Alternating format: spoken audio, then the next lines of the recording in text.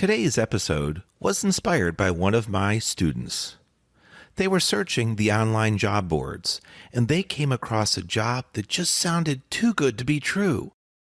Was this job a trick or a treat? Stay tuned.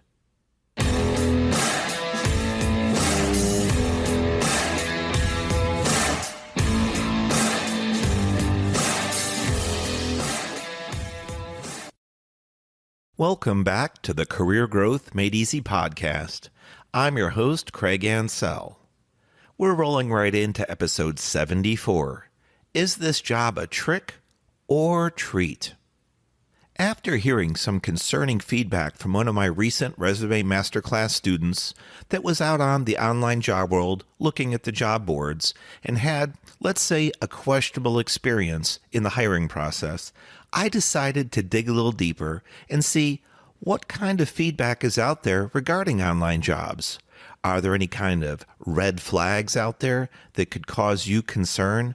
Maybe some postings, some wording that you should be aware of and try to avoid?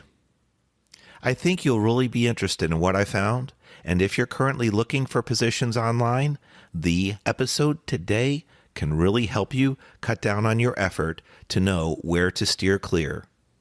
Sometimes when you're hot and heavy looking for a job, it might be too easy to start signing up for and submitting job applications and resumes when you see job descriptions that are a little too vague. You might get it in your head and say, I can do that, of course. I think I know what they're looking for. I need to apply right away before somebody else grabs that position. Well, both Monster.com and Glassdoor.com warn about vague job descriptions, and I'm doing the same here at CraigAnsell.com. Looking at job descriptions, they should be very clear. They should be written well so that you understand what the company is asking of you and what the position responsibilities are. If you don't understand what that role involves and what the background and skills are that are required for you to successfully do your job, those can be red flags. You need to be able to determine from reading the job description and the company information if you're a good fit and well suited for that position. Otherwise, there just might be too many questions in your mind. Now, if you do go ahead and apply, that's fine, but it falls on you to do the research to find out what the true position entails, what the responsibilities are, what actions you'll have to take on a daily, weekly, and monthly basis, how broad or how narrow is your scope of work. These things can surprise you during an interview. You may not be prepared to hear what they're about to share with you. It may even sour you or turn you off from wanting to move forward in the interview process. While you could celebrate that you did get the interview, I'd be more concerned with the fact that you're spending your time working on something and getting your hopes up for a position that isn't right for you. So, overall, my advice, be very careful of vague job descriptions. Sometimes vague job descriptions can get you in trouble because companies could be called scammers. They list an easy group of qualifications, and you and many, many others can qualify, such as just being a certain age or being a citizen of a certain country or maybe having internet access. They don't list the prerequisites that are required, such as the years of experience or the level of education needed. Those things, again, can be red flags because too many people can apply and they're just looking for a warm body to fill a seat. If you're a regular listener to my Career Growth Made Easy podcast, you'll have heard me talk about my resume masterclass and the importance of creating a job-targeted resume. The days of generic resumes, unfortunately, are over. If you have a vague job description that you're applying for, how are you going to specifically target that position or that company? That's a real head scratcher for sure. And that makes me think, what level of qualification are they really looking for? If the application process is to fulfill these very vague, simple job descriptions, what quality of candidate are they really looking for? And this is where I'm just trying to give you a final warning. Use your time wisely. How many people do you think are going to apply to such a vague job description? How are they going to be able to determine from the candidate pool who is best? It may just be they're looking for a warm body, like I said, and they may not have a really great retention rate. Their attrition may just be too high, which simply means they're having really high turnover and they're just looking for somebody to put in a chair and perform menial tasks. Just be cautious is my suggestion. If you're like me, I'm sure you'd like to earn more, regardless of what line of work you're in. So in looking for new jobs, especially those online, you might see the word perks or bonuses.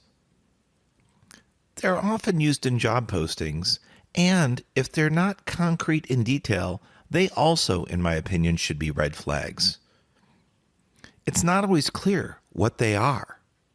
It could be anything from movie tickets to free lunch coupons. You just really don't know.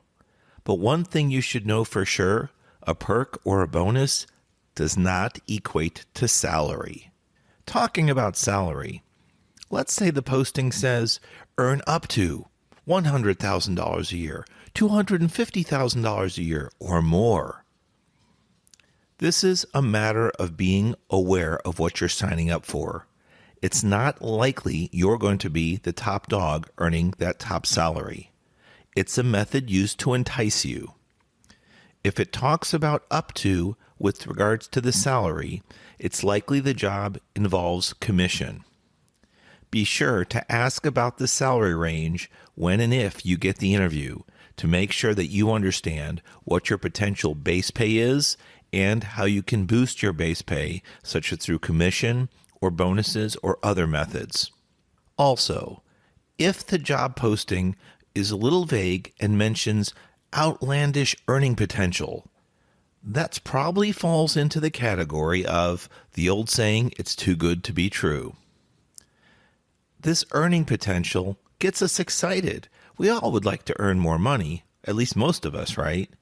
And when you talk about an earning potential or a salary range, let's say $50,000 to $200,000. Wow, I'll tell you, I've seen those, and my mind first goes to, hey, let's see if I'm qualified. I bet you I'm one of the better candidates. I can earn close to that $200,000. That would be awesome. Again, for me, a red flag. It probably means that it is a commission-based job. Now, that's not always the case, but you have to wonder, why does the salary range deviate so much from, let's say, $50,000 to $200,000 for the same position? Typically, companies want to entice you by putting six figures on the listing.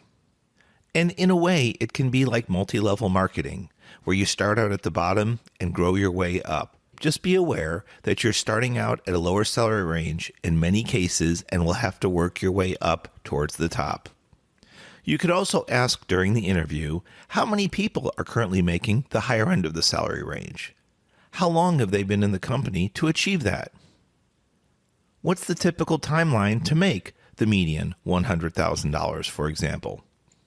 So with that said, be careful when you review the salary, any bonuses or perks, and be aware also of the timetable when you're to work and report in. Is this a standard Monday to Friday, 8 to 5 or 9 to 5 job? Is paid break or are paid breaks and lunches included? You need to have the ground rules set clearly when you apply and when and if you get the interview. Also, come prepared with a list of questions.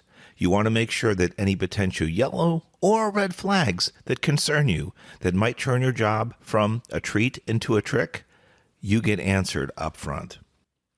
The other thing about those large-scale earning potential statements or broad range salary descriptions, let's say $50,000 to $200,000, you should ask, how many hours is a typical workday for someone to achieve that goal? How many hours is a typical work week? Is work on nights and weekends required to achieve those higher salary ranges? You just want to make sure you understand, and if you leave too many things open, you might be signing up for a job opportunity that turns into something that is a trick instead of a treat.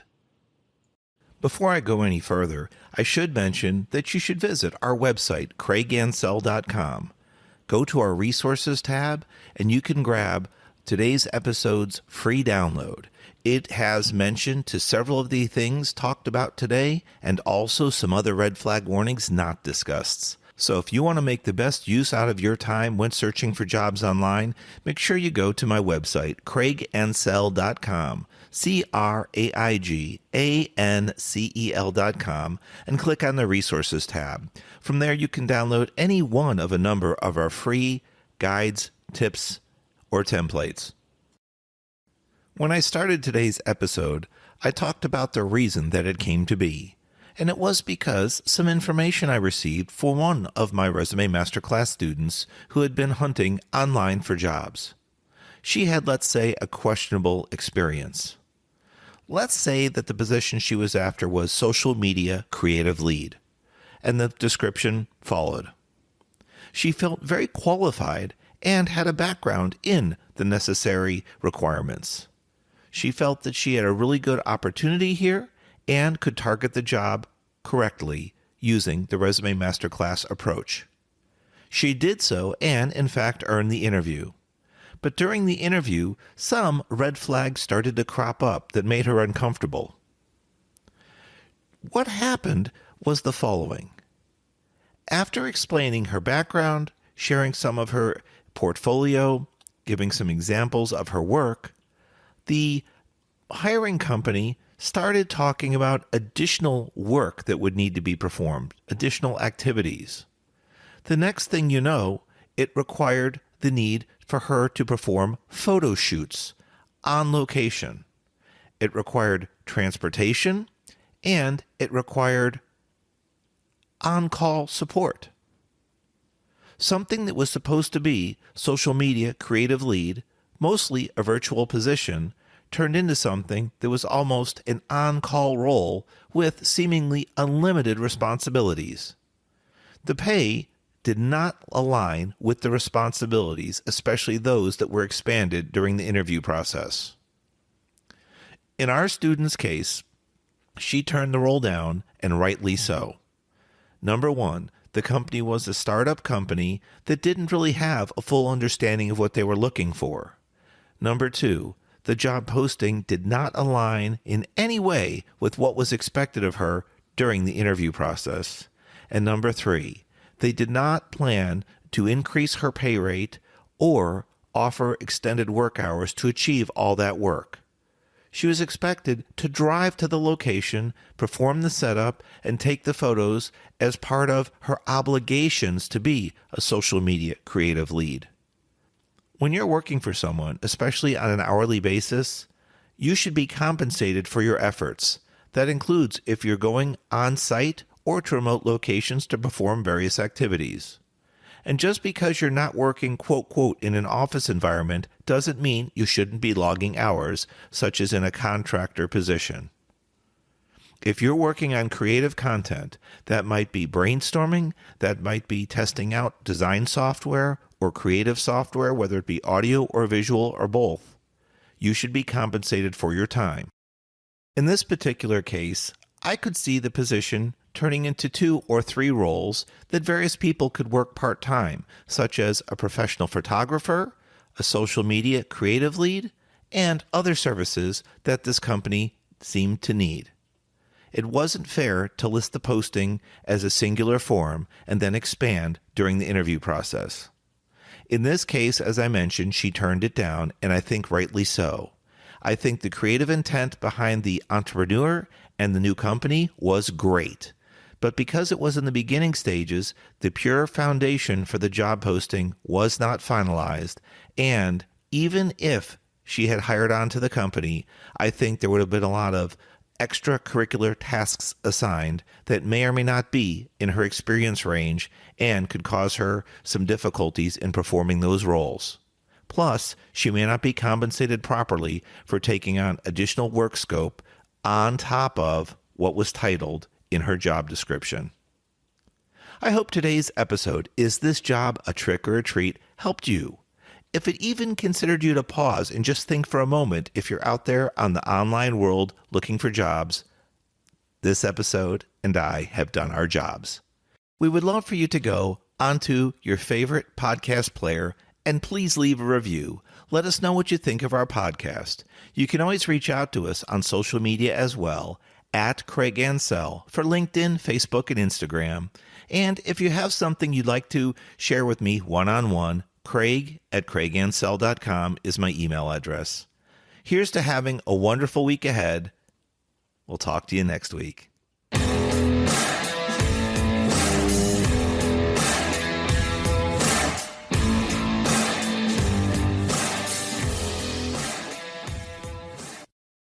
Thanks for watching. If you've enjoyed this episode, be sure to subscribe to our channel. New episodes every Monday. In the meantime, why don't you follow us on social media, at Craig Ansell on Facebook, LinkedIn, and Instagram. To book a coaching appointment, download our free guides, or join our email list, check out the links in the description below.